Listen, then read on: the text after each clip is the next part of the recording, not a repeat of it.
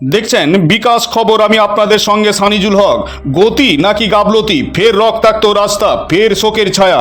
হুগলি জেলার গোকাটের হাজিপুরের করপুকুরে এক ভয়াবহ পথ দুর্ঘটনায় প্রাণ হারিয়েছেন দুজন, একাধিক আহত, কয়েকজনের অবস্থা আশঙ্কাজনক। জানা যাচ্ছে চন্দ্রকোনা 1 নম্বর ব্লকের যারা 2 নম্বর অঞ্চলের তাতারপুরে চাঁচর মেলা থেকে 16 জন যাত্রী নিয়ে একটি পিকআপ ভ্যান ফিরছিল হাজিপুরের দিকে। প্রত্যক্ষদর্শীদের দাবি সকলের বাড়ি হুগলি জেলার আমডোবা এলাকায়।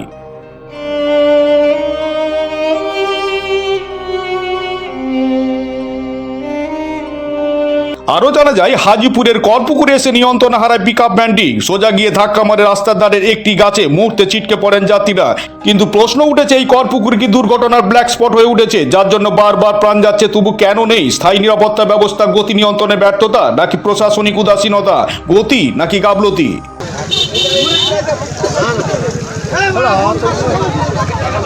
চিকিৎসা করা দরকার। কথা বলে ছেলে গো,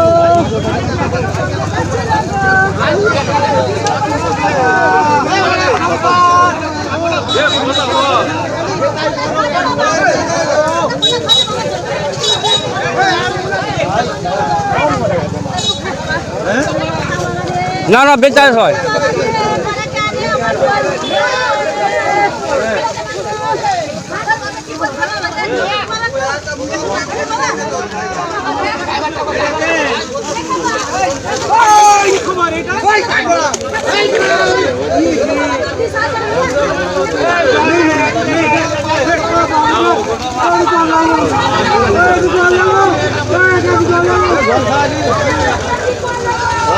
জল খাই